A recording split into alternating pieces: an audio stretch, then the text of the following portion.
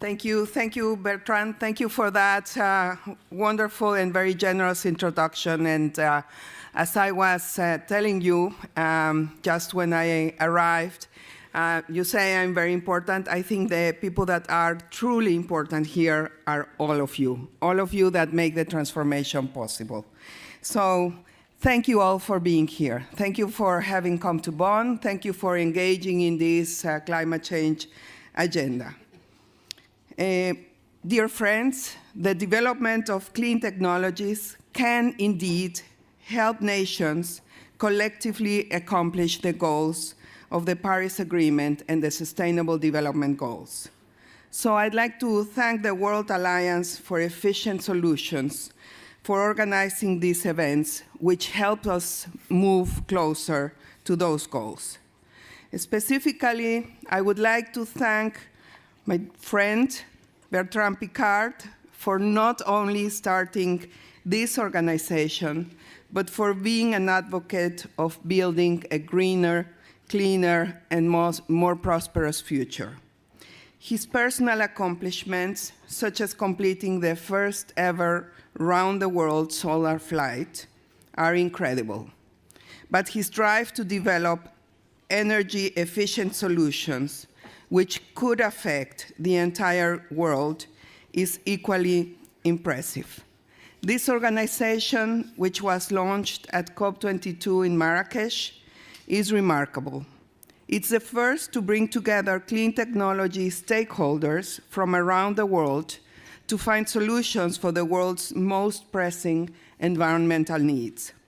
That is exactly what we need to further enable investors, governments, citizens, and cities to harvest the clean technologies that already exist or are still under development.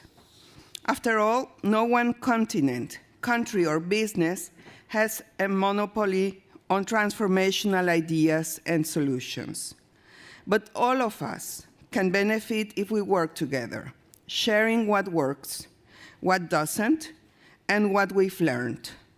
This is the way humanity has always met its greatest challenges. In this way, we can also capture enormous opportunities. I believe we stand at the edge of an incredible transformation, a transition from the information age to what I call the age of renewal. Those prepared to lead it will be the ones who will help define this century. Perhaps some are in this room. Not perhaps, actually, I'm sure some of them are in this room. But transformations don't happen in isolation. We need the clean technology sector to help get us there. UN Climate Change will continue its support of innovative groups such as yours. So, ladies and gentlemen, dear friends, I congratulate you for your forward-looking work. I congratulate you, Bertrand, for leading this initiative. It's not only fulfilling the promise of the Paris Agreement, but providing the foundation of our future societies. It's truly exciting to think about the incredible ideas that you all are helping to spark. So I look forward to seeing what you can all achieve. And being here in this room is what gives me the optimism that allows me every day to say to those who question, is it really possible, kind of saying, what are you doing? Do you think you are going to get the job done? My answer to that is, first of all, I believe it's a moral responsibility. But second, I believe, and I can see, we have so many allies, so many friends, so many people that are committed, and humanity has always risen to the challenge. So thank you for this initiative, and thank you all for being here and helping us deliver this incredible transformation.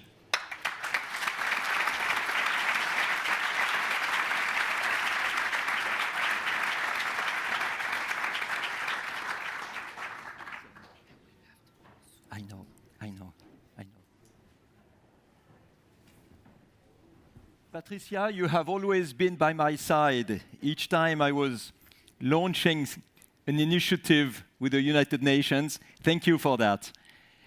And another very dear friend who has been on my side from the beginning of the Solar Impulse adventure as patron was Prince Albert, who hosted us in the Mission Control Center in Monaco.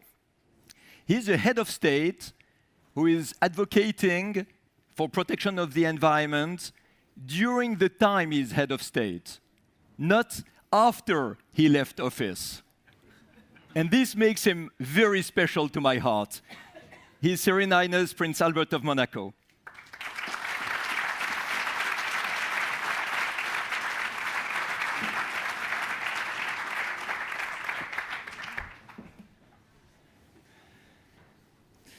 Thank you very much. Madam Patricia Espinosa, dear Bertrand, Your Excellencies, ladies and gentlemen, dear friends, there are a lot of friends in this room, I'm delighted to be with you here this evening for the launch of this incredible new adventure, the World Alliance for Efficient Solutions. It gives me particular pleasure to support Bertrand Picard for his new venture, 18 months after the completion of the incredible Solar Impulse project, which brought us together on so many occasions during the course of this magnificent voyage. This was often the case, of course, in the Principality of Monaco, as Bertrand just said, where Solar Impulse's Mission Control Center, soon, of course, very, very quickly dubbed the Monaco Center, to make it short, but in so many other parts of the world as well, up to the final and very emotional night of the landing of Solar Impulse in Abu Dhabi. And I can proudly say that I was privileged to be there. Now we come again together for a new phase, a new adventure. As it's always the case with you, my dear Bertrand, this is about taking action. And this may sound trite, but it is crucial to take action at this point, and you are doing it. At a time when our world is facing unprecedented threats caused by our development model, and above all, at a time when both the nature of the dangers and the possible solutions to address them it's somewhat hard to see the line between how to address them and how to envisage them, taking action is indeed our only chance. This is the reason why people like you, Bertrand, who never lose appetite for action, are so valuable. Those who, having understood the why, immediately throw themselves into the how. And those who, having achieved the impossible, then seek to go further still. And those who persist in thinking that we can change things. This is what matters today, changing things as you did with André Borschberg, and when you completed the round-the-world flight using only solar energy. The Solar Impulse project was not about a one-off innovation. It was really about opening the door to the future, as you said many times. And it was about making it possible for humankind to construct a different world, a different economic rationale for a different way of life. Solar Impulse was not simply a form of transportation. It was laying the first stone for a new development model. Today, you're offering an additional tool to help us bring this kind of innovation about by using the world's stakeholders in the clean technology sector, who are too often weakened through fragmentation, by sharing ideas on solutions. By promoting their work, you equip yourself and you equip them with the means of moving forward faster and in a more efficient manner. By working collectively, you make it possible for these ideas to change the world more effectively and at a different pace. I believe these principles to be essential. They link up with the principles that I, together with my foundation, have been trying to put into practice for over 10 years now. Because collective action is the only way for truly efficient and sustainable solutions to emerge. Solutions based on use and practicality, based on the needs of people's real lives and not an abstract set of ideas, as nice and attractive as they may seem. This is how we will build an economic logic based on carbon-free energies, a logic which not only benefits, of course, the environment, but which also is synonymous with development and progress, making it a true alternative. A logic which we need now more than ever in a very urgent way. This is why this initiative you are launching this evening is of paramount importance, I think, not only to me, but hopefully to everyone in this room and beyond those doors. And that's why I felt it's so important to be with you here this evening to support the World Alliance for Efficient Solutions. Thank you for your support. Thank you for helping Bertrand and his team, and Michelle, of course. I mustn't forget Bertrand's, he calls her also his better half, Michelle, who is in the room, and their wonderful team. So my very best wishes of success for this World Alliance. Thank you all very much.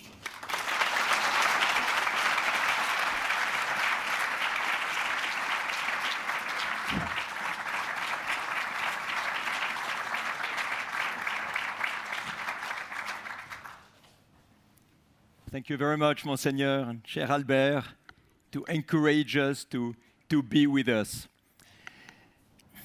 The idea of this World Alliance started when I was flying above the Pacific, then above the Atlantic in Solar Impulse. Can you imagine the situation? You look at the sun, you look at the 4 electrical motors that turn with huge propellers. There is no noise, no pollution, no fumes, no fuel. And you know that you can fly theoretically forever. The sun is giving the electricity for the engines.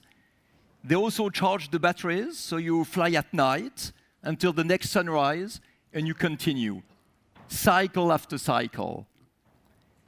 And at first, I was so astonished, I was thinking, I'm in the future. It's a story of science fiction.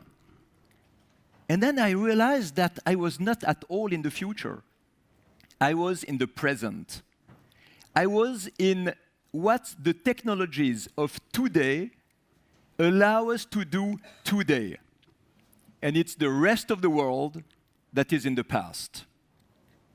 The rest of the world is in the past with old devices, old systems, old technologies that are inefficient in mobility, in construction, in our way of living, in heating, cooling, and lighting systems, in industrial processes, in what I used to call the stupid grid compared to the smart grid that we want to promote.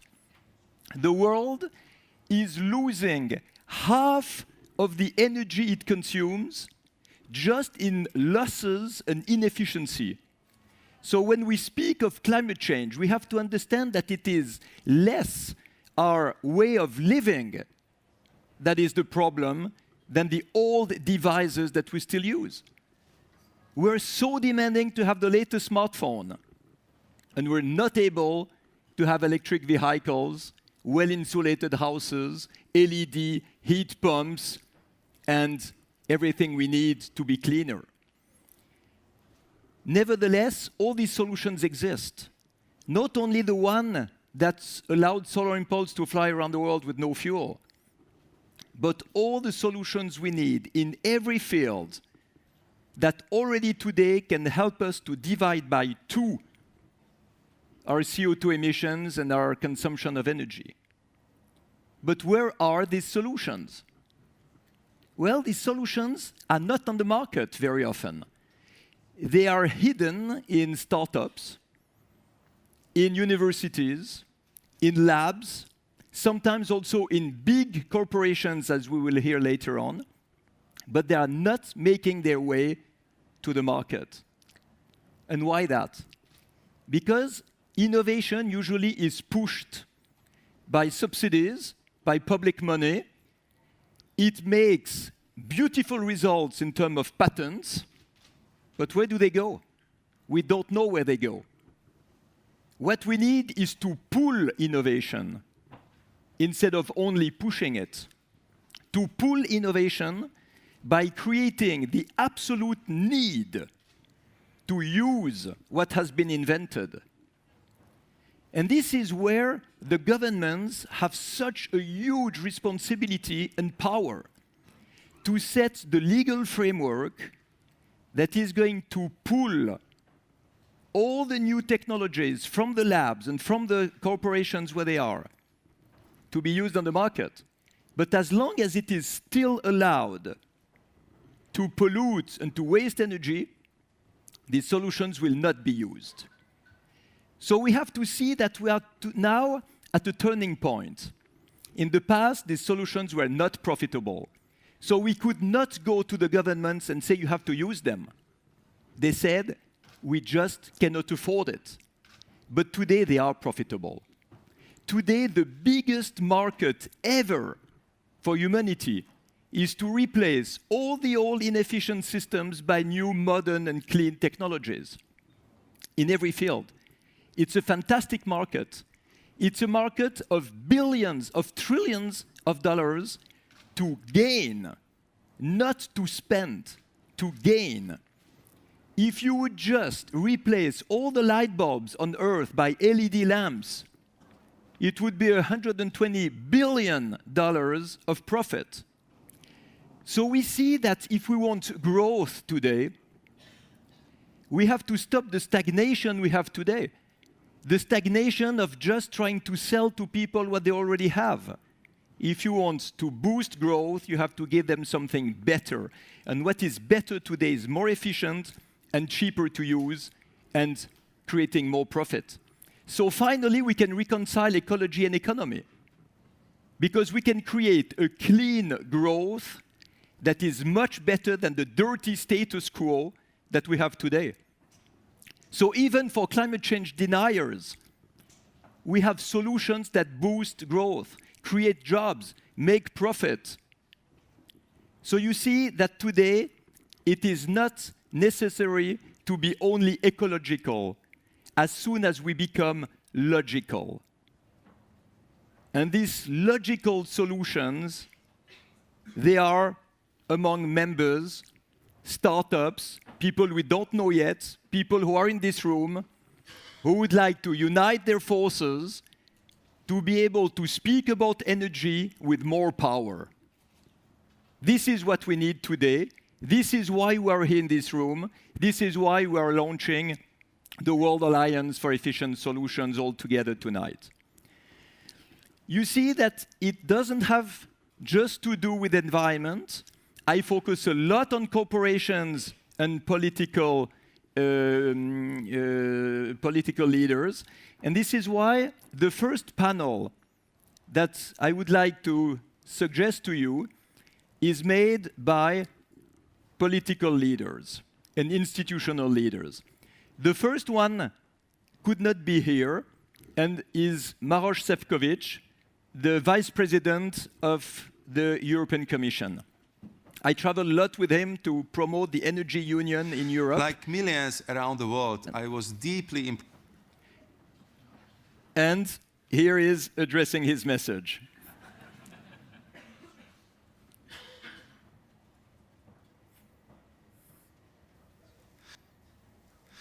Like millions around the world, I was deeply impressed by your historic achievement and your vision. The first solar-powered round-the-world flight. I know this does not end here. You are now sharing your pioneering spirit and emulating other innovators. You are bringing together other dreamers and doers, all of whom are working towards making our world more sustainable.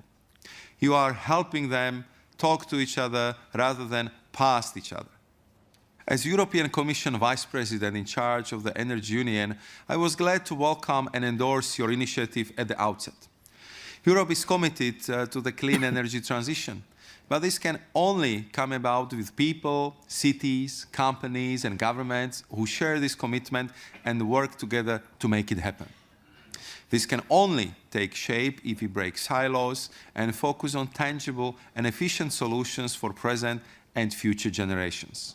That is why I support your alliance. It creates an umbrella of solution providers and government representatives, startups, established companies, financiers, local authorities, national governments, and intergovernmental organizations.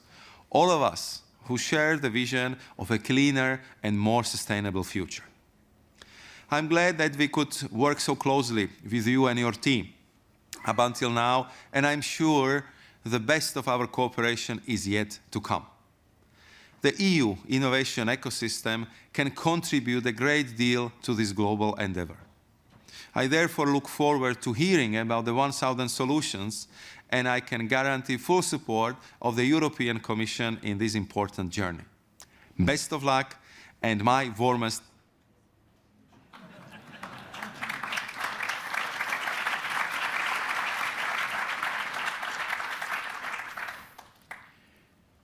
I would like now to invite on stage the guests who are not in bed with the flu. Because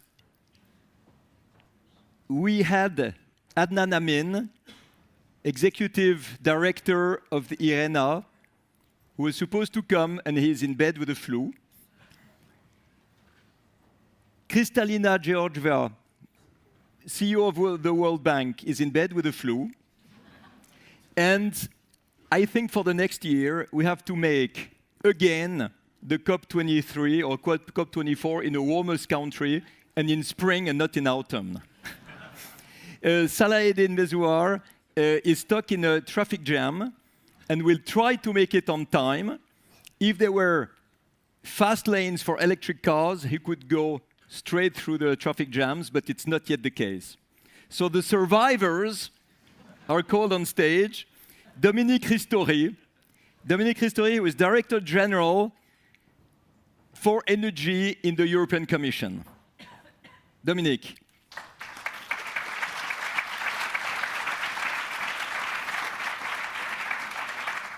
I would like to welcome on stage Laura Tock, who is Vice President of the World Bank.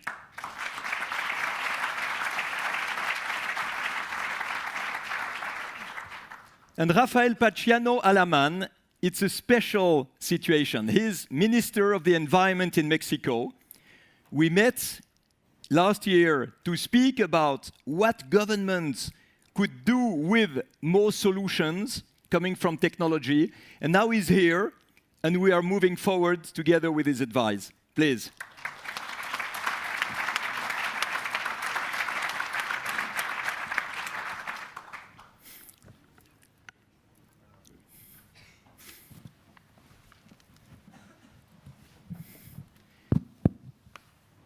I love to speak about environment with political leaders, with corporations, because I believe this is what can make the world move faster.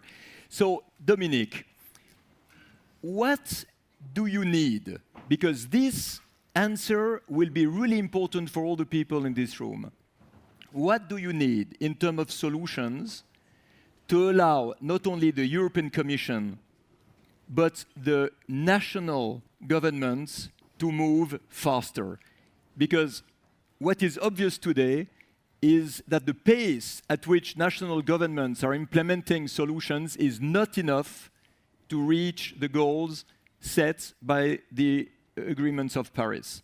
So what would you need from all these people here to help the governments to go faster, more ambitious legal frameworks? Dear Bertrand, Monseigneur, Minister, Excellencies, first of all, Bertrand, we need some innovative entrepreneurs like you in situation to share the same vision we have.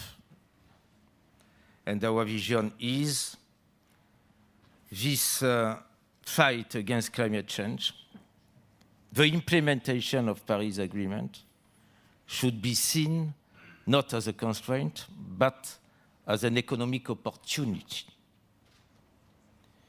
It is possible today to combine economic growth, investment, together with the reduction of emission, the reduction of energy consumption, and let me say, energy has a crucial role to play in that context. My impression is the turning point was Paris Agreement. We have now a degree of sensibilization, not only at the level of government, not only at the level of institution, but also at the level of entrepreneurs and at the level of investors. I explain. In 2016, for the first time in history, a major part of energy global investment were invested in clean energy. 43%. Be it in renewables, in energy efficiency, covering all sectors, or in smart grid. And together with a significant decrease of investment on fossil fuels. This is the type of revolution we need. And we can be reassured if all these activities are not depending only on institution or government, but also coming from entrepreneurs, from all those in charge of economic activities, and let me say, your new World Alliance for Efficient Solution is the perfect model. Why? Because we have a leader. We make a big success of your fantastic adventure, because I remember when we met for the first time with Commissioner Cagnette in Abu Dhabi, it was in January 2014. We met you, we met André, you met your wife. And 2 years after, you have been in situation to realize a first round all around the world, first trip, 40,000 kilometers, only, with nothing, but only a power coming from the sun. This was a real historic first. You take some risk, but you have been in situation to demonstrate this was possible. And now, frankly, we have a fantastic potential using clean energy, and let me say, this is a real challenge, because as you know, more than 2/3 of emissions are resulting from the use and the production of energy. Accordingly, when we are speaking about energy transition, this is the street into the direction we should go. I mean, adapting the entire energy system in order, at the same time, to reduce emission, to reduce energy consumption, but to create also new product and new market. And if you are looking back, what are the lessons of the situation when we are considering in Europe, from 1990 to 2016, we had a GDP increasing 53%. 53%. And at the same time, we reduced emission 23%. Accordingly, the demonstration is clear. It is perfectly possible to decouple GDP and economic growth on one end, and on the other end, to boost economy and to create new product and new market. This is the way to proceed. And with your new World Alliance for Efficient Solution, I am convinced you will be in situation to act using the best materials, the best technologies, creating profitability for the whole society, for the economy, but also for the whole society, finishing with benefits for the planet, but also benefits for people. And this is the fantastic challenge we have. Thank you very much, Dominique. Please.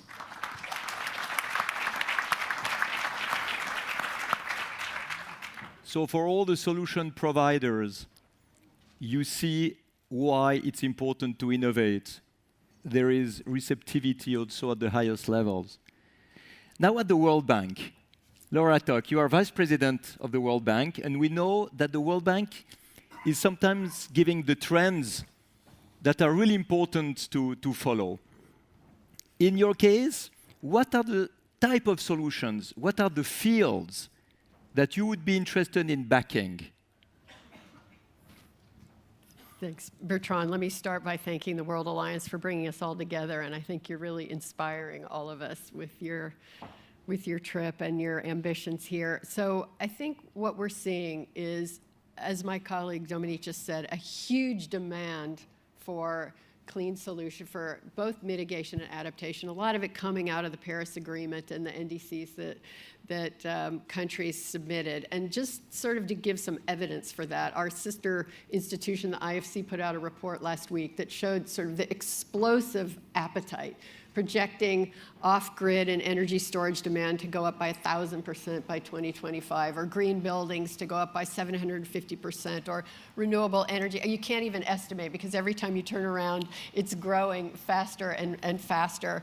And the evidence for that, you can see that countries are putting out green bonds, which shows their interest in borrowing and investing in this. And so the market is exploding. In the last 10 years, we've done some 135 green bonds for 10 billion. But the market between 2014 and 2015 doubled from 40 billion to 90 billion. And we expect it to be 120 billion this year. Fiji, the host of the COP, just put out the first green bond in an emerging market. The Seychelles is putting out a blue bond to help protect the ocean. The World Bank itself is lending for climate-related activities. Our lending just for that went from some 11 billion to 13 billion from last year to this year. So you see that there's a lot of demand. Well, what do they want? So you talk about renewables, a lot of it. You talk about sustainable mobility. You talk about climate-smart agriculture. You talk about landscapes and forest restoration, water efficiency, all these different things. And as you said in your opening speech, the demand for new technology is insatiable. And so how we can bring all these different elements to them is really going to be key. And we're starting to find new ways that we can finance that. Thank you very much. Rafael Alaman, you are Minister of the Environment of a country, Mexico. You have, of course, to find the right balance between all the interests of all the departments, all the parts of the country. But if we come with a portfolio of 1,000 solutions, how can you and your colleague ministers use them? In other words, how can we help you on the political level with what all these people are providing? Thank you very much. First of all, let me tell you, Bertrand, that in Mexico, we're pretty aware of the effects of climate change. We suffer the effects every single day. We have hurricanes, we have floods, we have droughts. We are experts in resolving all the trouble made by the climate change effects. So we're pretty aware at the political level that we have to take actions. Actually, we already took actions. When we started this administration, we produced around 14% of our total energy from clear or clean sources. Right now, we are above 20. In the next 2 years, we will get to 30%. We have already an energy transition law that mandates that we have to produce 35% of our total energy by 2024. And we're in the right path of doing that. But as you were mentioning, now the problem that we're facing is that we all have to change the world, the way that we live. We have to actually take advantage of these technologies. We have to save energy. We have to be more efficient. What we think it's very valuable for Mexicans is if you can help us to create this consciousness among citizens, but among also from in the private sector.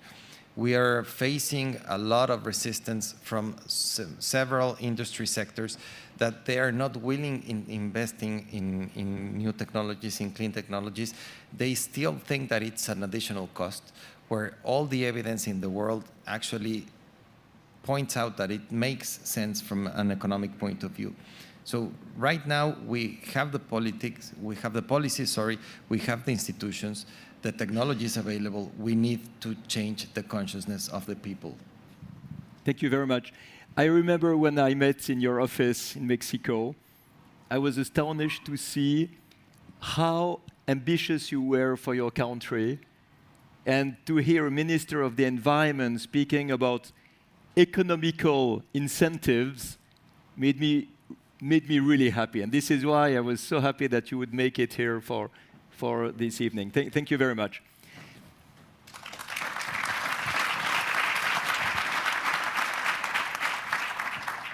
We will hear representatives of the startups a little bit later on. It's interesting to put on the same panel the people who need solutions and big corporations who provide solutions. So I would like Jean-Pierre Clamadieu, who is the CEO of Solvay, to join us on stage.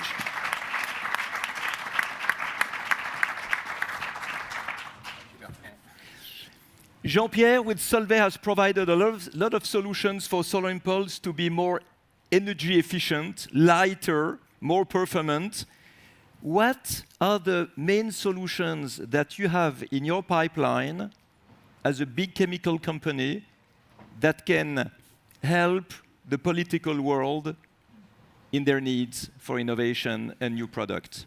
Yes, Solvay is an advanced material and chemical company, and I'm making this distinction. I mean, you used to be a chemical company. We have transformed a company very significantly in the past few years to be advanced material and chemical. And yes, indeed, I mean, we work on a number of subjects, and Solar Impulse has been an incredible showcase for us to demonstrate how an advanced material company can contribute to a number of the solutions that are necessary to deal with the challenges we are discussing. And probably the most simple thing to answer your question is just to look at your famous airplane. I mean, from battery system, we don't produce battery, but we produce a number of key components in batteries, to structural parts, the composite material, which are used today on large commercial aircraft, but also on Solar Impulse, the protection that's necessary to make sure that the solar panel will be able to go through the atmospheric condition that you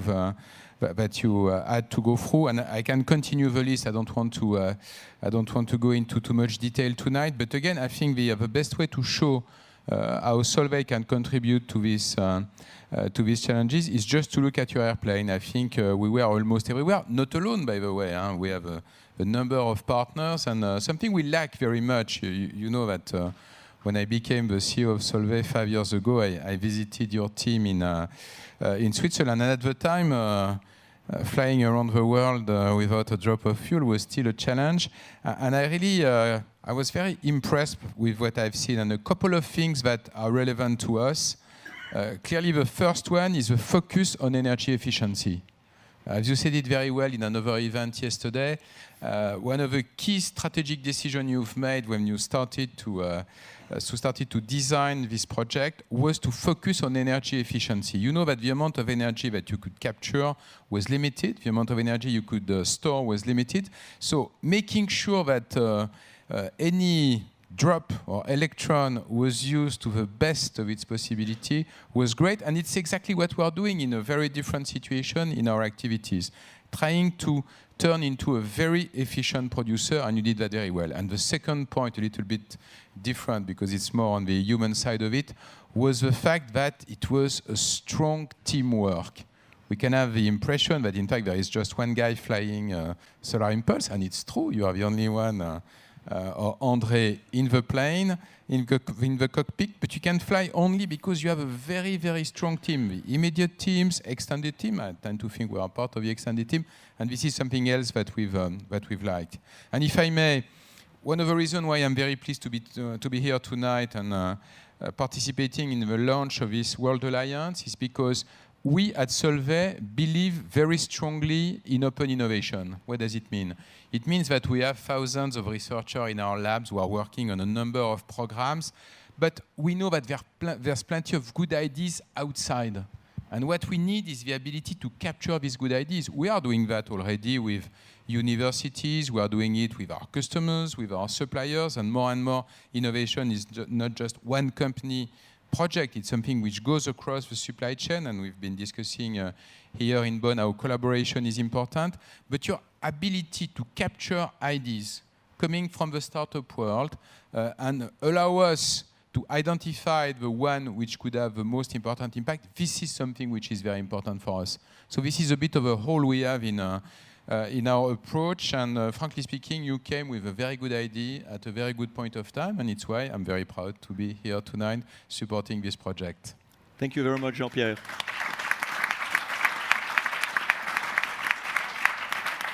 There is one solution you have at Solvay which I love to present to policymakers.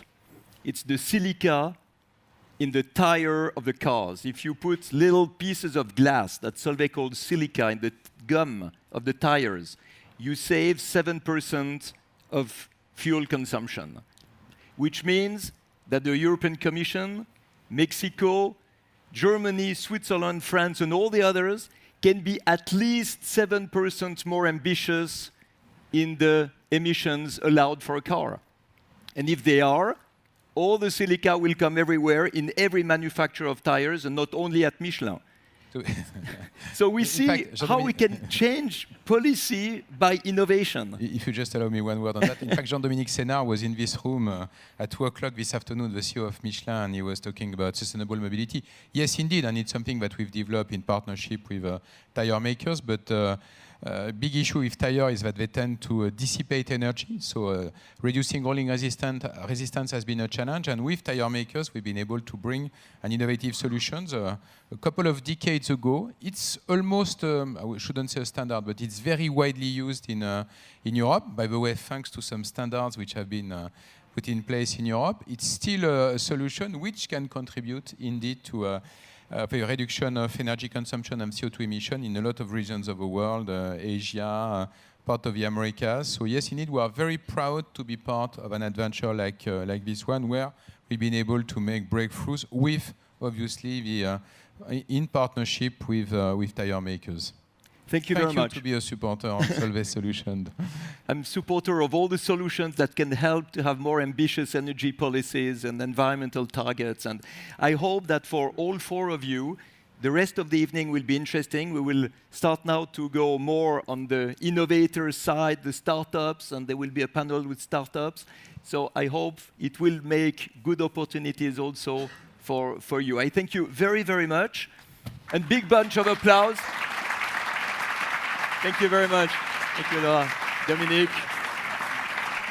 D'accord. Jean-Pierre, super, merci. Before we move to the next point of the evening, I would like to ask Leopoldo and Zhang Zhang to come back on stage.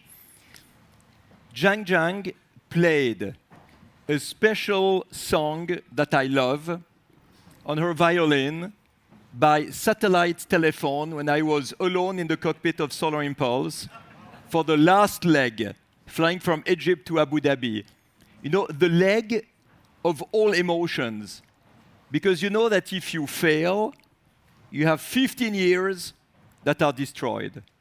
And if you succeed, you can go to the next step, which is this evening.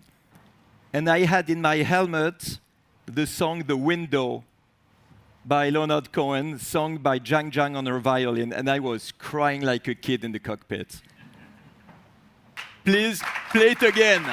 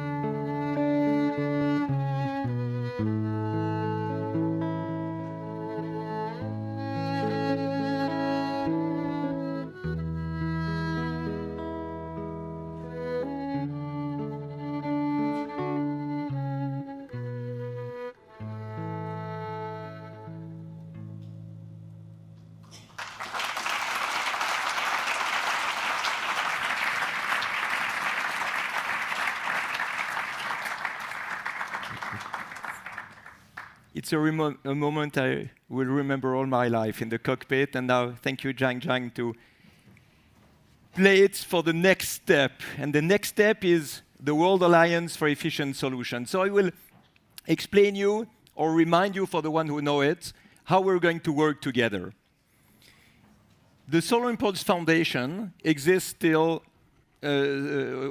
already in 2004.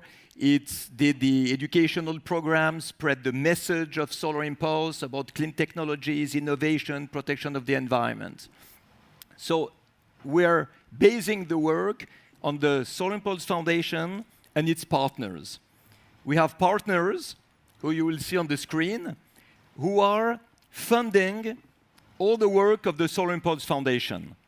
This allows the Solar Impulse Foundation to fund the Alliance and to fund all the services that we offer to the members of the Alliance. This is how you can come as members without any fee. This is how we can connect you to experts for free, and these experts will appraise the solutions you have in order to gain in credibility for you.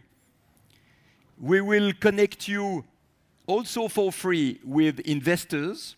It can be venture capitalists, it can be investment funds, it can be big corporations who want to make joint ventures, and this will allow you to grow.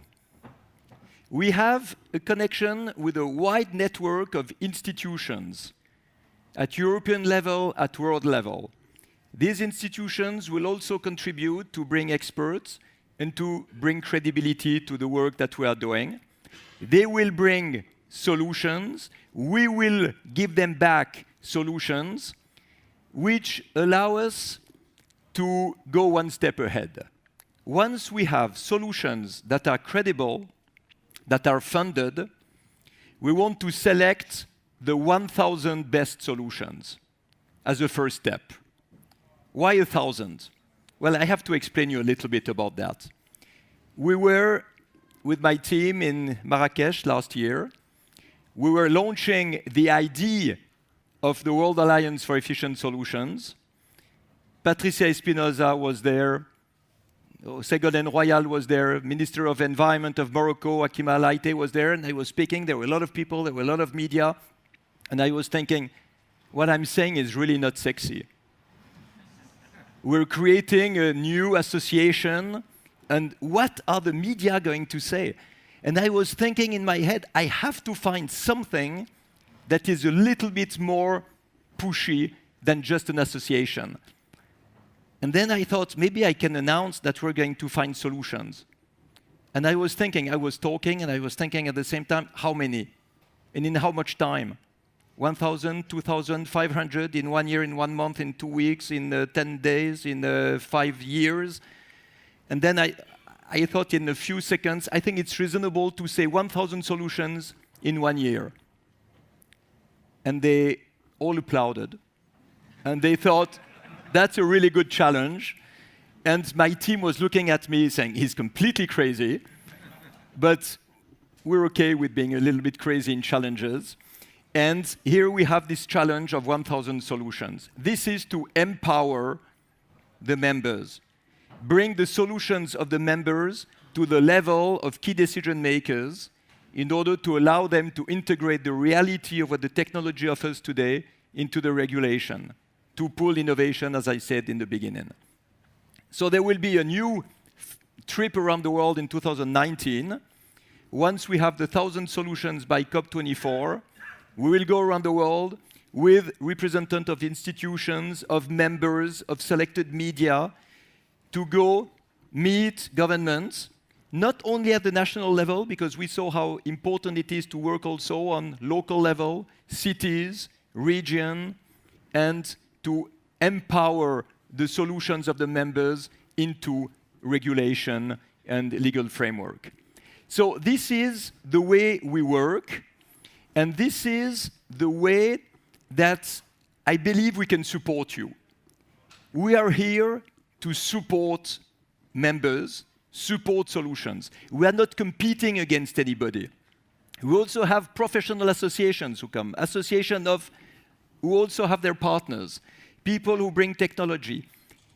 We believe that we can be much stronger if we make this portfolio of everything that exists today to show that it is possible. And you will see in the next panel why I'm optimistic. So I will now call on stage Marion Anderlein. Marion is the Managing Director of the World Alliance for Efficient Solutions. Welcome on stage.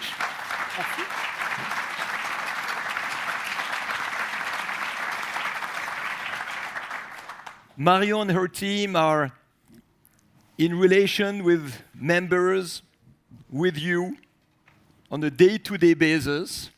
I think you know everybody in this room. Not yet, everybody. Almost. Almost.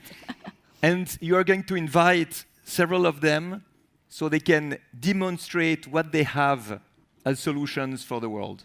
Absolutely. I think it's very important, what was mentioned earlier, one of the 3 goals of the Alliance is to federate. And I think that's why we're here today. It's to federate people. It's to bring them together.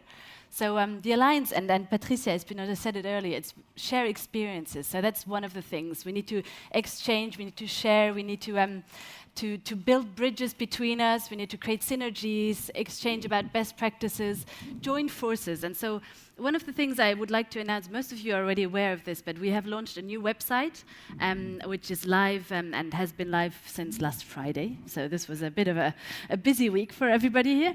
And so you can register, you can create your online profile, you can search for members. We have a search function which enables you to search for the profiles or investors or solution seekers. You can search by country. So as we don't think that a website is sufficient, I really think that we have to put some human contact and really try and link up people, connect them also in a human way.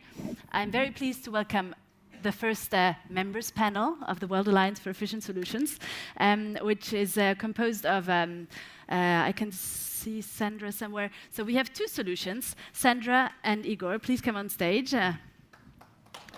We have 2 people representing the solution seekers, which are Alexis and Claire.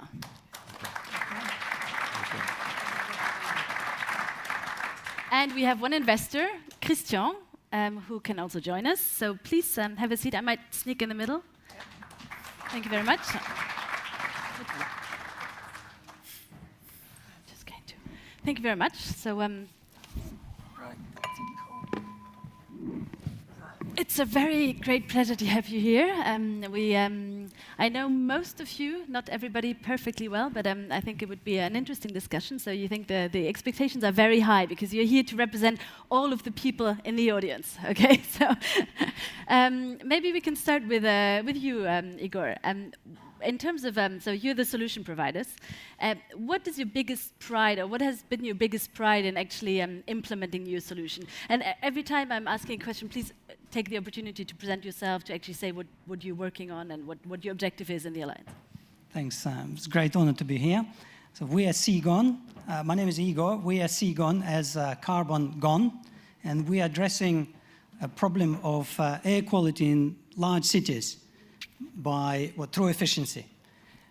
What we've done is we used a technology called hydrogen fuel enhancement that's been around for some 20 years, but used in large gas turbines. And we managed to miniaturize it so that we now have a device that I can install in any car, bus or lorry, diesel or petrol. It takes about 1 hour to install, and it gives what it does, it reduces pollution by 80%, and it reduces fuel consumption by 20%. So we've just finished prototyping, and we launched 2 weeks ago. So I feel like a kid in a candy shop, heads of governments, large corporates, investors. Whoa. So, but this event is exactly what we need. This pull and exposure is exactly what people like us, 10 people startup, that's exactly what we need. So great, thank you very much. No, I think it's very interesting, and I'm particularly glad to have you here because it sounds to me like a fairly easy implementable solution. So I think it's important to actually, make them happen. You represent cities, Claire. How do you think cities could encourage such a solution? How do you think cities could act further to, push this or pull it, as Bertrand says?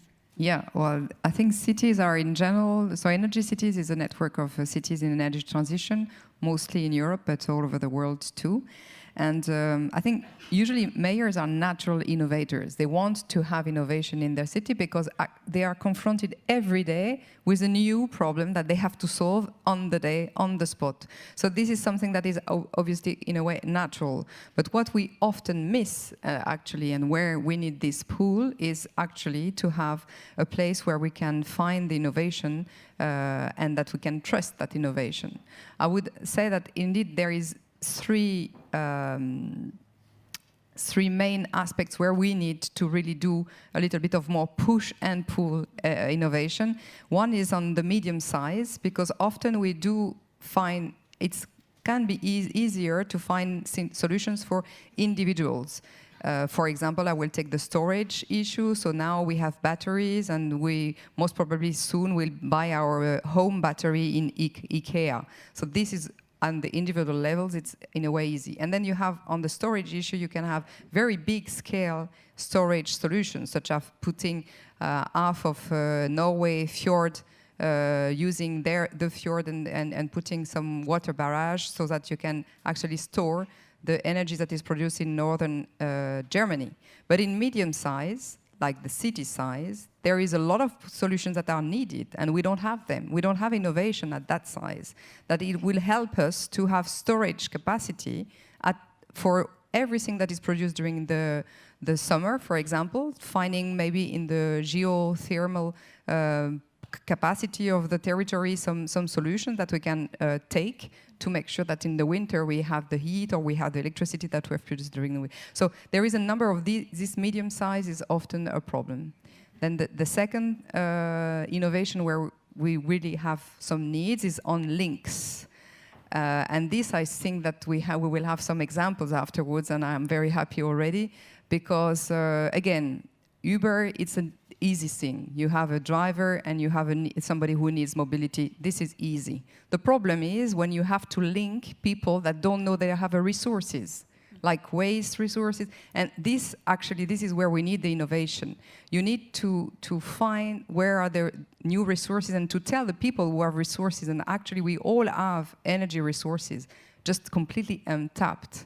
So I think can I just give a jump over to Sandra, because I think you were trying to I think you have such a solution, Sandra, and it's very adapted to city environments, but also smaller communities. It is. So I'm Sandra Sasso. I'm the CEO of a company called SIAB Energy. There are two. Everybody asks us what it means: sustainable energy and biogas, or as we like to say in the company, shit-eating anaerobic bacteria. So if you think along those lines, that's where we're headed. So we can do both sewage and food waste. We can convert it, and what we've done is create an appliance that converts it on-site into usable energy and recovering the water and the fertilizer value in the process. So what does that change? It changes the way cities operate. It changes the infrastructure that's necessary. So take the waste movement. Waste moves farther than solar impulse. It goes around the globe for any city that has more than 1 million inhabitants, 3.5 times around the globe every day in distance, in a non-efficient vehicle, so a vehicle getting 3 miles, because I live in the UK, so 3 miles to the gallon. So very inefficient movement of something that is in fact a fuel. So why are we moving it? Because that's what we've always done. So if you change that and you work with city governments, so we get the word out that there are alternatives, then you can change the way a city operates. But it's very difficult for a company the size of ours. There are 25 of us in the company, and we're making inroads, but it needs legislation to change. So we need cross-border legislation to allow you to produce energy in a building from gas. So gas-producing equipment is not legislated to be allowed in a building. There is actually no governance around that. And then we need finance that goes cross-border. And really, that's what we need to enable us to be more productive. And we can then change the infrastructure needs of cities around the world.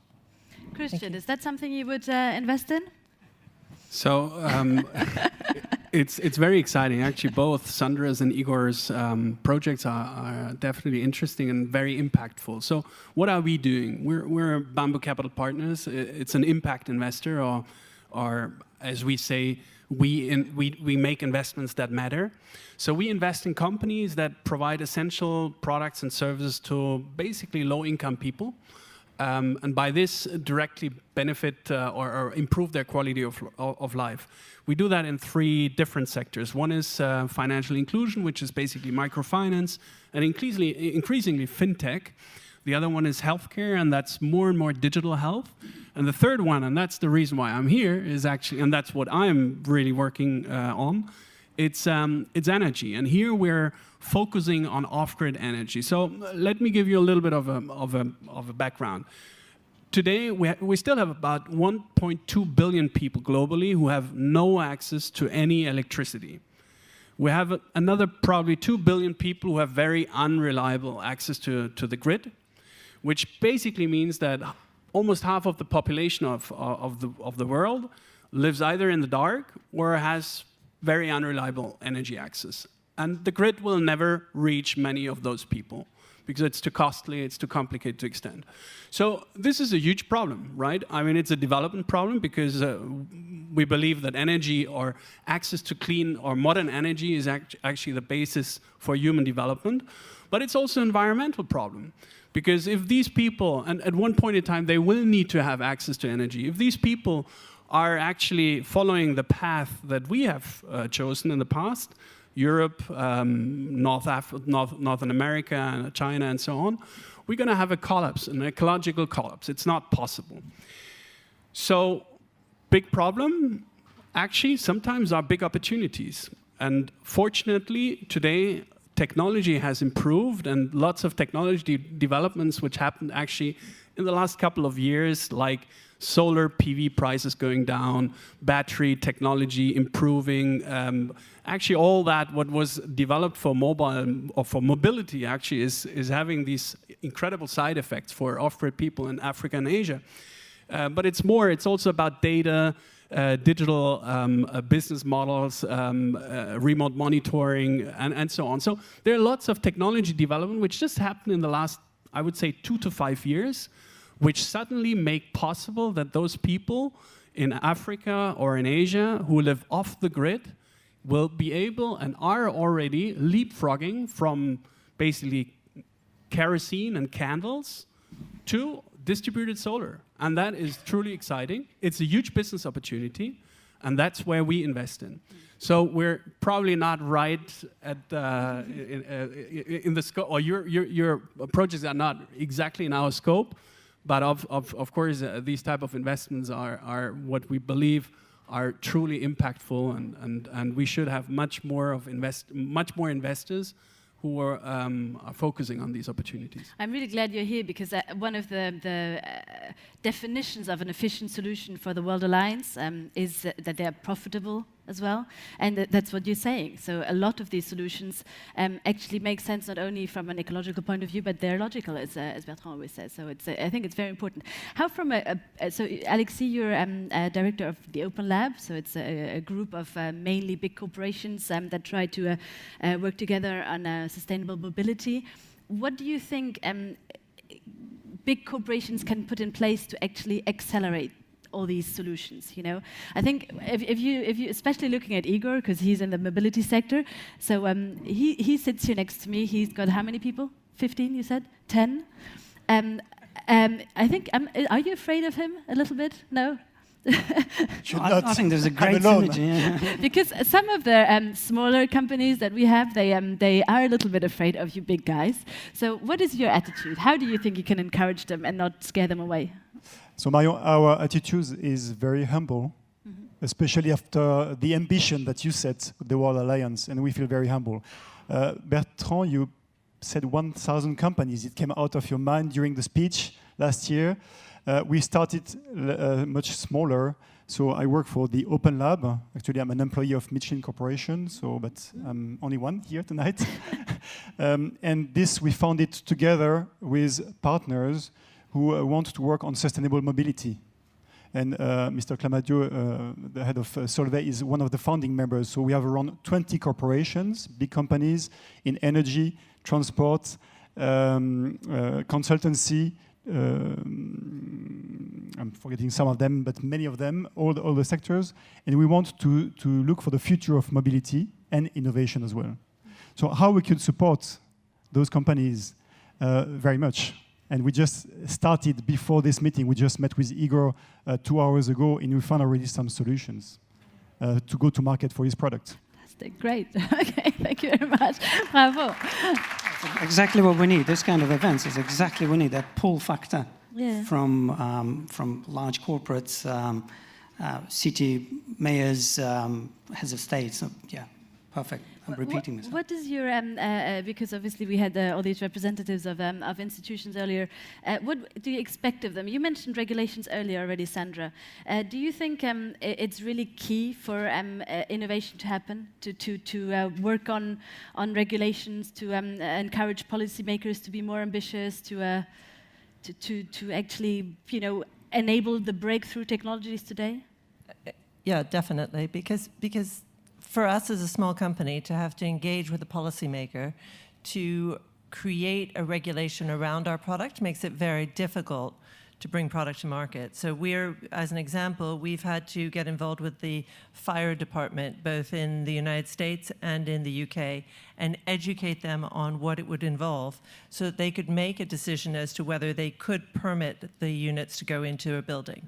So I'm now becoming an educator to a fire department and having to know about fire regulations rather than really creating a product to convert waste on site into usable energy and water. So the breadth of knowledge within a small company that's required to bring a product to market is enormous. And the problem is, it would be fine if we only had to do it once, but we have to do it in every market we go into, and in every market it's different. So we went into France and we said, no, we've been looked at by DECRA, who are a global organization, and they've said that we meet all the metrics, and they've said, no, the French metrics are different. So it's, again, it becomes a slowdown to access to market. And I think that applies to everybody, whether it's transport or other industry sectors. Every time we enter a market with a new product, it's a new set of regulations. And that's very difficult for a small company. Do you think, Claire, that an association come Energy Cities can play a role in that? To actually say, okay, we try to do that work for these technologies, and once it's been adopted by one of our cities and members, we can actually... No, I understood I come here because I have a need, not because you need me. No. That's not why I came. No, I think the thing is that mayors are also having a lot of constraints because they don't have often the right to experiment. And that's basically, in terms of regulation, we have the same need. We have the same need of changing the regulation because we need absolutely today to completely organize the energy market differently. And this is a huge, absolutely huge lobbying file actually for us, because it's too much mono-thematic and looking at the energy field by sector, when today all the solutions is about partnerships, is about linking the different things. So actually this is for us, I think we can really definitely be the place where the innovations are tested as far as we have the right to test. But we also need for that, to make sure that we can test, we also need to build trust. And this is where I think for us the World Alliance for Energy for Efficient Solution is really absolutely critical. Because otherwise you're like Charlie in the chocolate factory. You have thousands of chocolate plates before you find the right innovation. So we would like you to eat the chocolate and give us only the golden ticket. Okay, that's okay. I'll take that challenge. You're in Switzerland, right? Absolutely. One last question to Christian. I know that you have because what you say is, I think it's maybe true that it's difficult for policymakers to keep up with technology. You mentioned that technology has developed and evolved enormously in the last couple of years. There's one solution that you work with specifically in Africa. Can you just tell us a little bit more about it? Sure. Very briefly. There are plenty of companies actually we have invested in. There's one which is particularly interesting, also because they're tomorrow here at the COP23. That company is called Bbox. So what are they doing? Bbox is actually installing solar home systems on rural households in sub-Saharan Africa, off-grid households. And they connect those solar home systems through a GSM modem with a cloud-based monitoring system. And that sounds pretty simple, and it's actually the hardware, the technology is actually simple. But the challenge is in how to manage a distributed asset base and make sure that people are able to pay, to actually not affront to pay the upfront investment, but pay as they go. So what they have developed is actually that customers, and there are a couple of companies who are doing similar things. Customers are paying as they go through mobile money, and then the system gets unlocked for a certain period of time. And the fancy thing now is that they are able to service those systems remotely over the cloud, which brings down the cost of actually managing a distributed asset base in remote areas. And one of the great things is that they're collecting a lot of data, running artificial intelligence and machine learning algorithms on that to actually predict product failures, for example, to be very to have a preemptive service model, which is important, and then also fix a couple of things through, for example, remotely changing the charge algorithm and adjust it to this individual actually usage of that household, and like really a couple of fancy things, which is basically possible since a couple of years, 2-3 years, and becomes more and more economically viable. And that is a huge new market opportunity for lots of companies, and we see companies starting which have started mainly in East Africa, but now spreading across all Africa and Asia. Installing thousands of households per day with distributed solar. And that's a really exciting opportunity for an investor, because what we want to achieve is actually a triple bottom line return. We believe, and I think we can prove it today, that you can make a good financial return and have a great social and environmental return at the same time.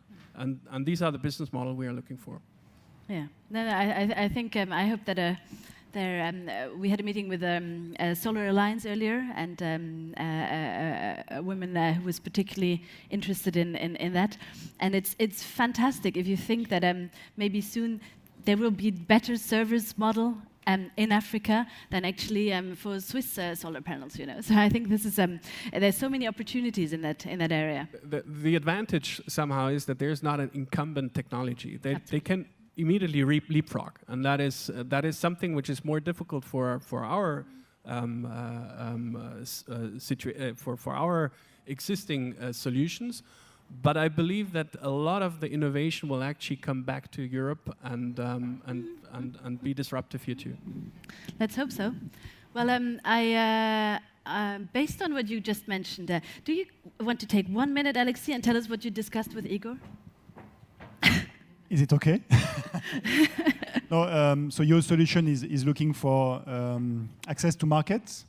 And one of the companies of the Open Lab has a large distribution network in automotive and could be a pilot for accessing the markets. So all of a sudden, you might, if this company agrees for the test, you have access to 2,500 point of sales overnight in Europe. So that could be an accelerator.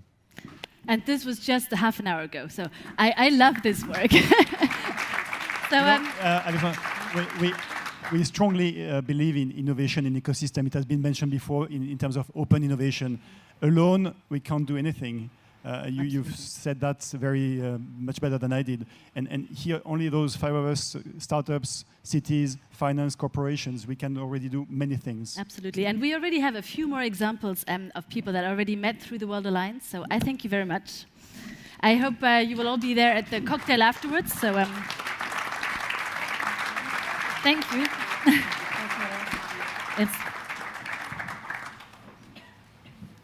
But before we start again, I'll let you benefit a little bit more from Zhang Zhang and her music.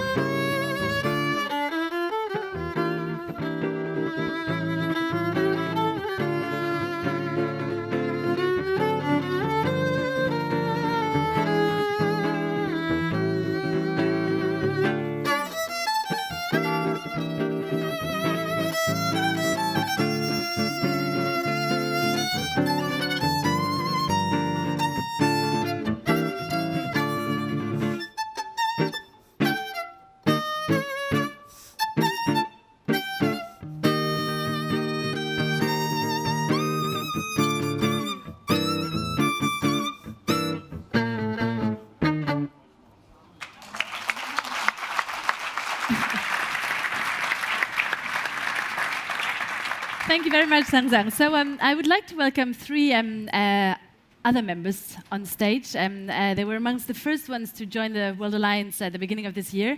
So, and they have already started talking to each other. So they're also the first ones to actually be able to tell us about the federation aspect of the alliance and how synergies can create something new, and how 1 + 1 = 3, which again is one of Bertrand's big convictions. So first of all, Erik Scotto, the CEO and founder of Accu Energy.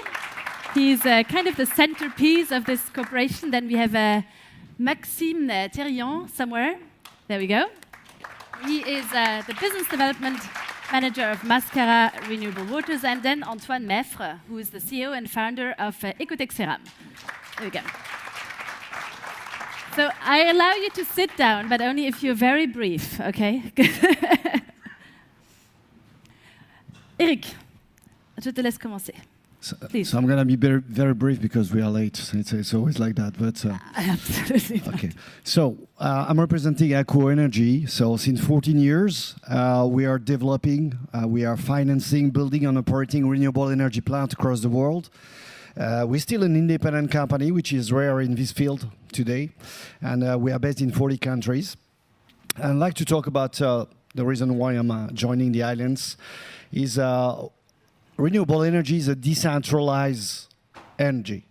So we are producing in the middle of the territories.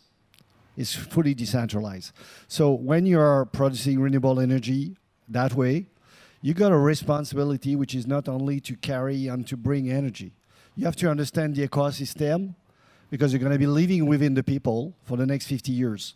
And companies, they should remember that we should have a long-term perspective today. You know, most of the company, they forget that. You know, they look at quarterly figures. We look at the next 50 years. So we developed many solutions. So I'm just going to mention one that we developed in an island.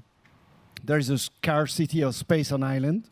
So when we arrive in the Réunion Island, we realize that we refuse to compete on the land between renewable energy and food. So the idea was to share the space between those two activities and to combine food security and energy security. So we simply created anti-cyclonic greenhouses using the roof to produce renewable energy and leave 100% of the land to the farmers to develop organic food. That was a simple solution we developed there. 10 years ago, the farmers, they were dropping stones because they were refusing this new model. After 10 years, we are installing that type of system across the world from the Pacific Island, Indonesia, South America. And we decided at some point to export this model to Africa. Because Africa is like islands. There is some places there is no energy. So we imagine the system bringing the energy in the middle of territories like that. But there was one missing point, one missing piece in the puzzle, which was water. And that's why we met the people from Mascara, sitting close to me, because they were offering a solution, which is to produce desalinization thanks to solar. And we decided together to combine our forces in order to bring two solutions to a specific territory. Fantastic, thank you. Maxime?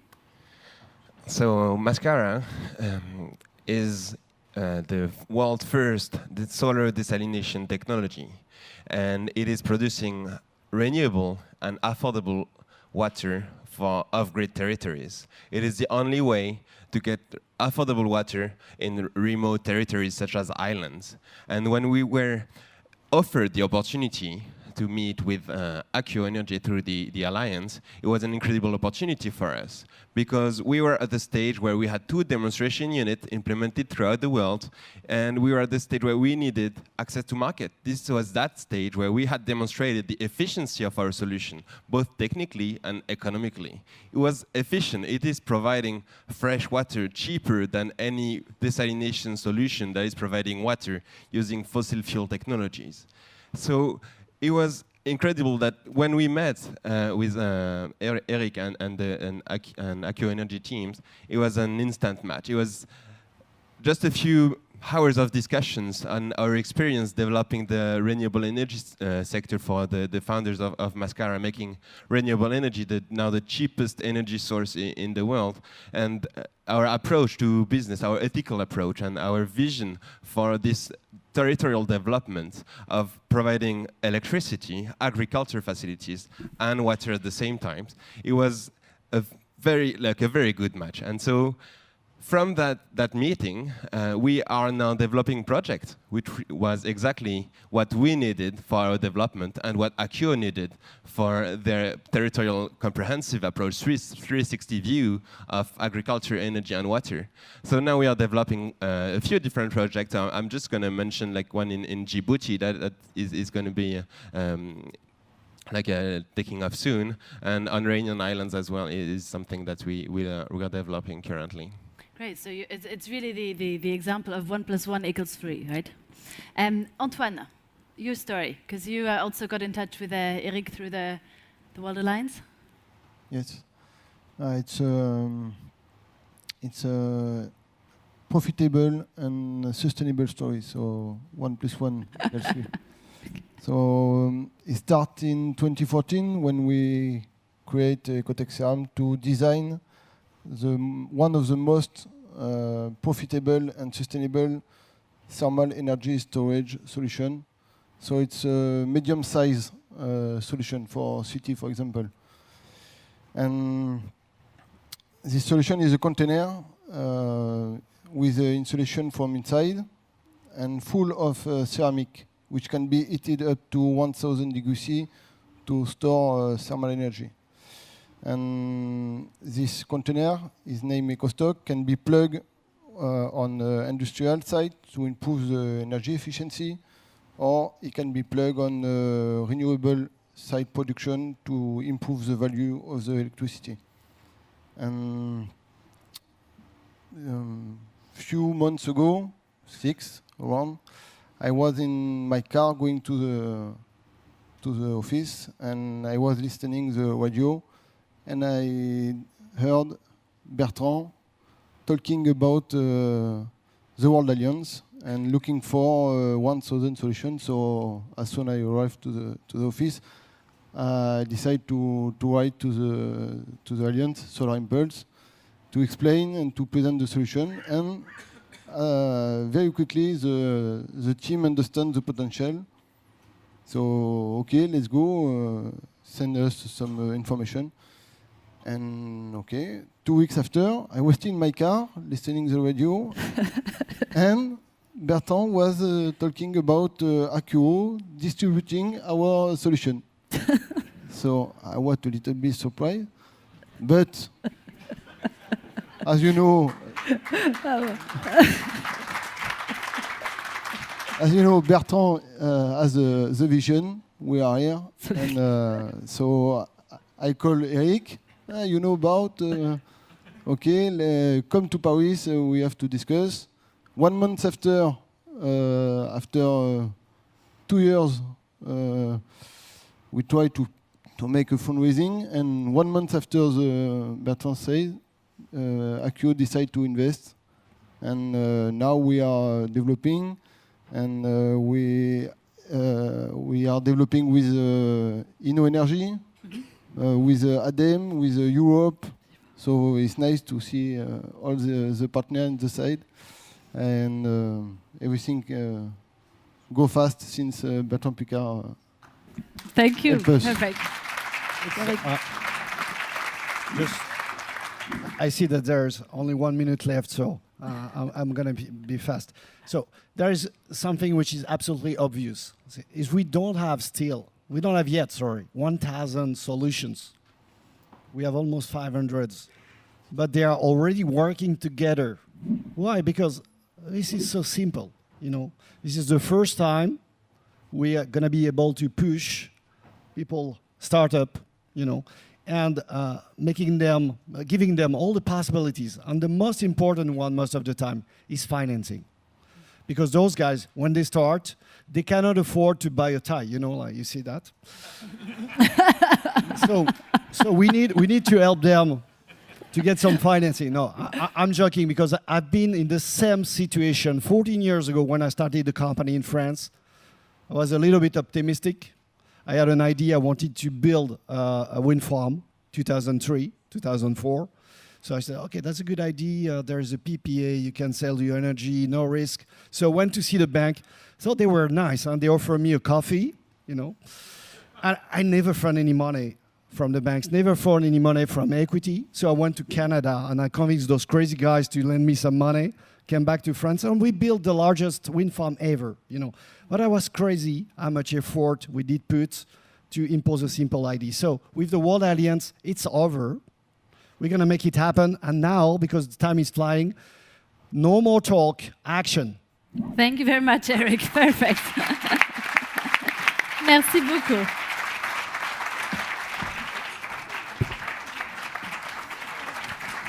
Well, I have to explain to you that, in fact, what Antoine just mentioned, it was a mistake. I'm not sure if you remember, Bertrand, when you were doing this interview. I remember that I made a mistake between two members. I wanted to say another name, and I said Ecotech Ceram. And that's finally how they came together. So you see, you can have a World Alliance, but sometimes you have members who have a lucky star, and they shortcut something in an interview, and the success story happens. So let's try to make as many success stories as we can with the World Alliance. And in order also for you to know each other a little bit more, we will invert the normal process. Instead of you asking questions to the stage will ask some questions. There are a couple of microphones here. We try to go fast. I would like to ask to the members who would like to answer, what is the solution you want to provide, and what is the biggest obstacle for this solution to come on the market? Anybody who would like to answer? Just raise your hands. Hello, my name is Armand Martin, and I'm a co-founder of PowerBlocks. We have attacked the challenge of solar off-grid systems because today's solutions, they are very difficult to design, to operate, and if energy demands increase, it's very difficult actually to scale. Our solution provides a scalable model, which means that you can just put together boxes like playing Lego and then grow indefinitely in order to produce more energy. One of our biggest challenges is that we really lack the network. So we need partners everywhere as it was shown before, it was a great experience to see how these members actually go together, and we need also more visibility on a global scale. And I think that the World Alliance is a perfect organization to help us with that challenge. You put the pressure on us, that's good. Come Just in front of you, there is a hand up. Hi, my name is Marilyn. I'm from Region Villages, and we build tech-integrated real estate. So basically, villages itself are self-provided, so self-reliant. They produce their own food, water, energy, and mitigate their own waste. And our biggest challenge is really that we encounter investors and organizations that really think at one aspect of the whole business, where we are trying to really comprehend it. So I'm happy here today that we're really building bridges between not just technologies on itself in a straight line, but very horizontal, because what we need to really combat our climate change are more comprehended solutions. Thank you. All these hands up, that's wonderful. So, a few words by each one. Yeah, my name is H.S.H. I come from Botswana Energy. We build a distributed solution that converts complex waste streams into power, heat, or cooling. Cooling is something that is often forgotten in today. And the demand for cooling will increase exponentially. In the process, we destroy the waste, turn it into a glassy slag material that is completely harmless. This can be used as an infrastructure filling material. To execute this, we operate very much in a collaborative way, which makes the alliance particularly appealing to us. We work with big companies like Siemens and Thermax to get scale and quality and execution. But the alliance seems like it's perfect fit for us because we want to build system solutions that work for people. We talk about in my backyard solutions, complete system solutions that work inside communities that anyone wants to have inside the community and deliver energy and take care of waste. I'm happy to hear that there's a lot of other waste companies around here. I think we will complement each other and figure out really good solutions. So looking very much forward. And money, yeah. Money is the issue. Okay, on this side.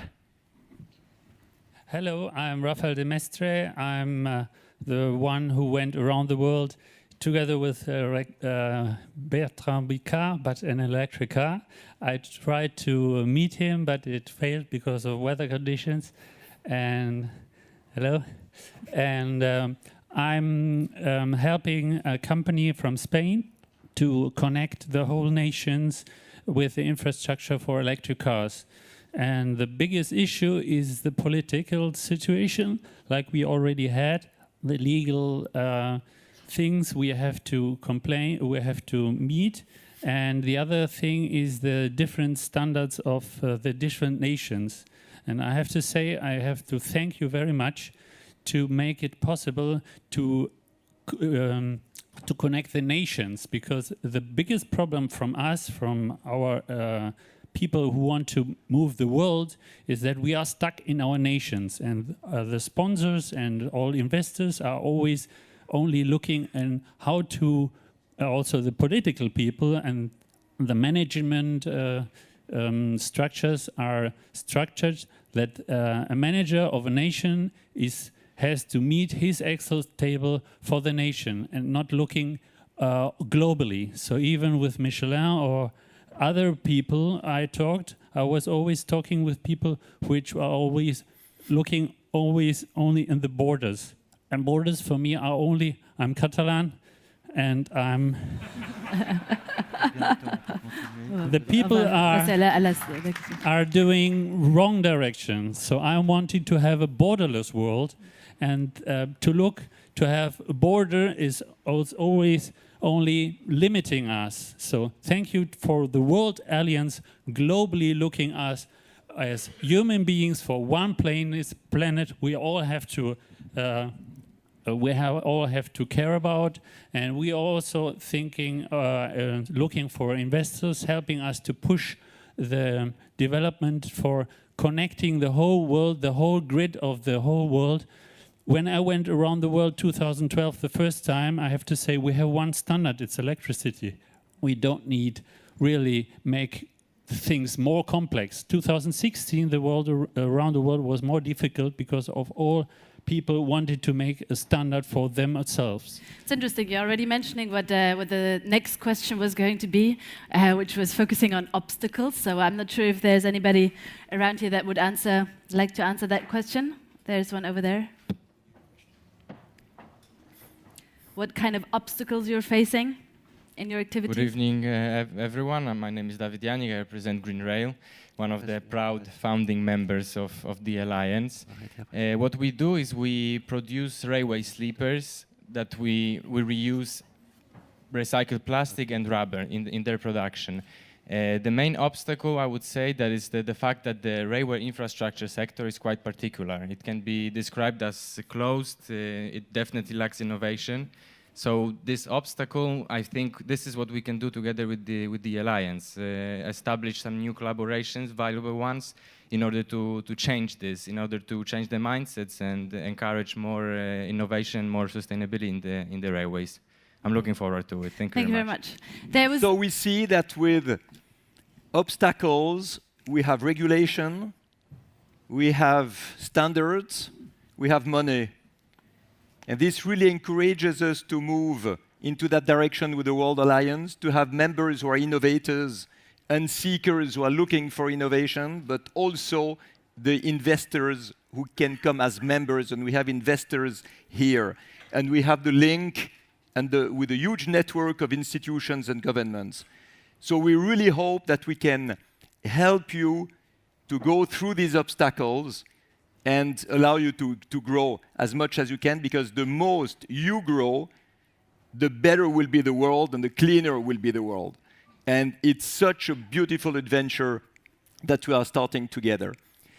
So now we have to move to the administrative part. I hope you will notice that normally when there is a founding assembly, there are 2 hours minus 5 minutes of paperwork, administration, regulation, and things like that, and 5 minutes for interesting talks. Here we wanted to do the opposite and have only 5 minutes for the administrative part. So the administrative part is the constituent assembly of the World Alliance for Efficient Solutions. And as I officially declare it open. Thank you very much, Bertrand.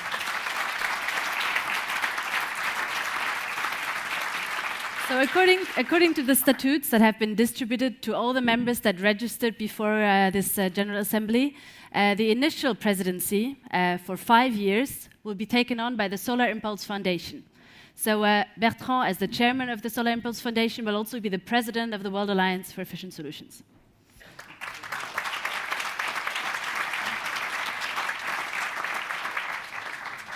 And I suggest that the managing director of the World Alliance for Efficient Solutions will serve as the official secretary of this constituent assembly, if you accept. Absolutely. We will do, like usually with us, the reverse way.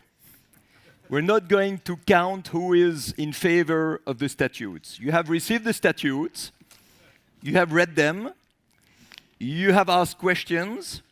If there is one really important question right now, it's the last moment to ask for an answer. Do you have a last question about the statutes and the alliance? If not, I will ask you with your voting cards, one by member, wait before you raise it up, who is against the statutes? Who makes an opposition? No opposition. Who makes an abstention? No abstention. Who is in favor of the statutes and the founding of the World Alliance for Efficient Solutions? Perfect. Unanimity.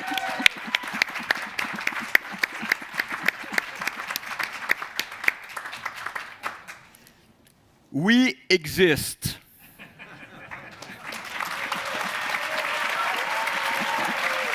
Oh.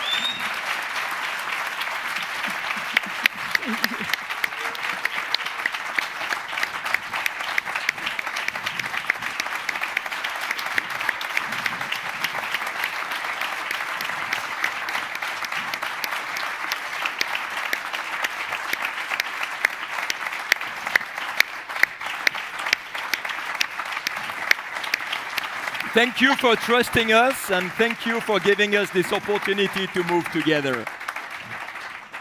That's great. So Zhang is going to play a piece while we are signing the statutes, because this is the mandatory part, that the secretary and the chairman sign the statutes. I would like to ask Salaheddin Mezouar, the president of COP22, to join us. Salaheddin was supposed to be on the panel, on the VIP panel. He was with the president of Congo, with a driver that had no idea about driving in Germany. So he arrived a little late. It was very, very interesting. So, because, you know, I explained before that the idea of the World Alliance was launched at COP22 in your country, in Morocco. So now you will be the witness of the signature of the statutes of the Alliance. Quel honneur.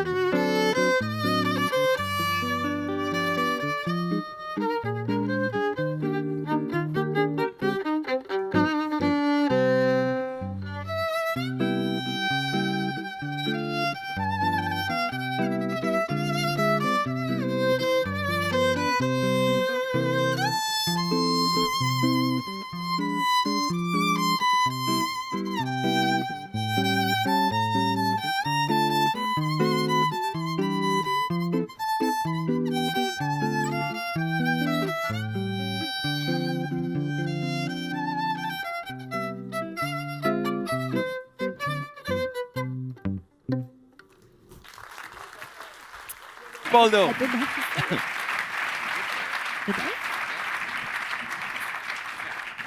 Marion, you have to be next to me for this. I would like to disrupt a little bit the established order. So instead of you being sitting like this, I would like you all to come closer. Stand up, come closer, because what we're going to do is for all of us. So really, come closer. And I will ask Prince Albert to join us on stage.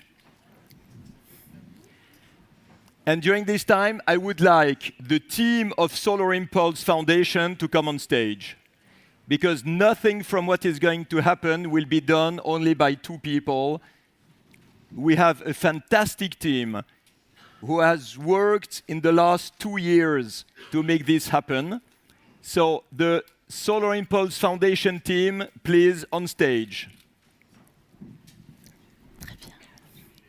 And you can fill up the rows here, because you are too far away. Fill up the rows here. You can stand up between the chairs or get rid of the chairs.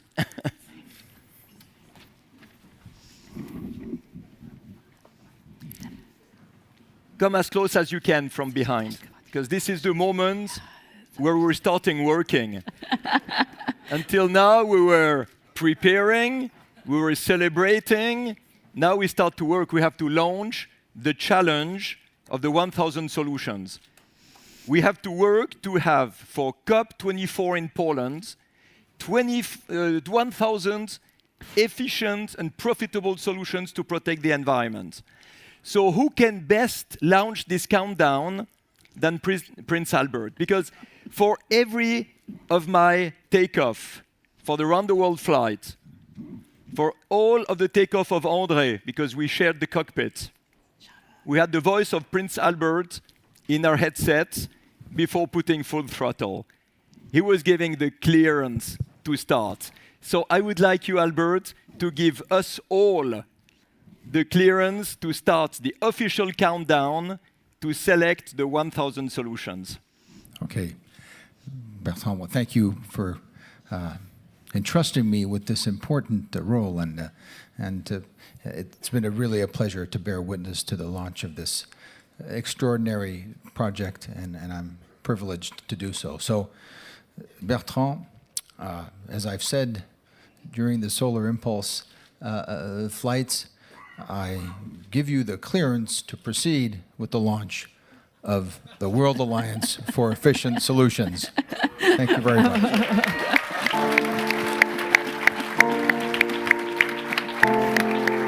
And watch the film. C'est le film où tu donnes la clearance.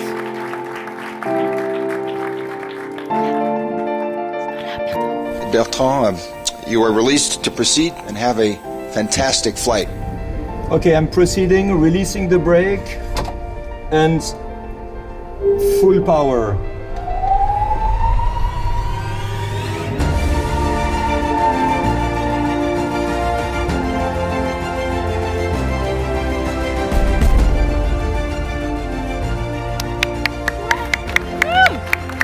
We have 384 days, 22 hours, 59 minutes, and 49 seconds to succeed all together. Let's do it!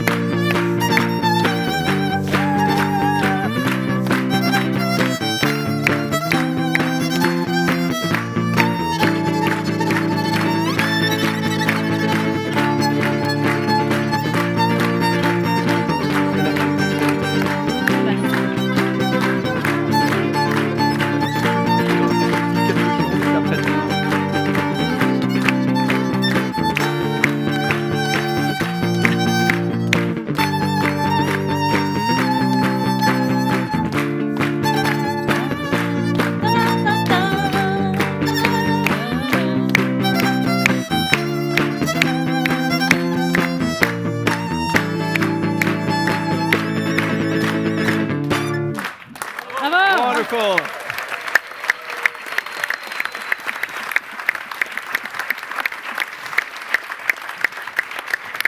Bravo. The final countdown has started. Zhang Zhang and Leopoldo, thank you so much. Thank you.